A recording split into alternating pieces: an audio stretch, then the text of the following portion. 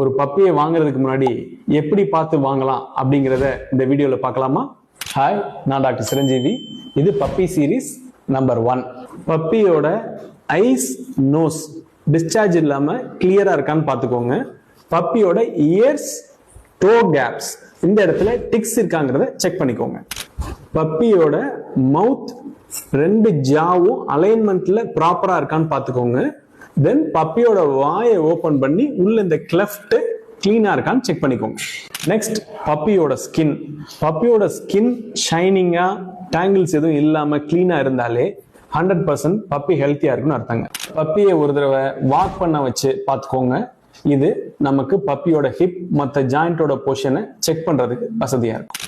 ரொம்ப முக்கியமான விஷயம், பப்பியோட உம்பிளிகஸ் அதாவது தொப்புள், இந்த இடத்த ஒரு தடவை செக் பண்ணிக்கோங்க. ஏன்னா இந்த இடத்துல நிறைய டைம் பப்பீஸ்க்கு ஹெர்னியாவோட இருக்கும். அதை நம்ம அப்பயே ஸ்கிரீன் பண்ணிடலாம்.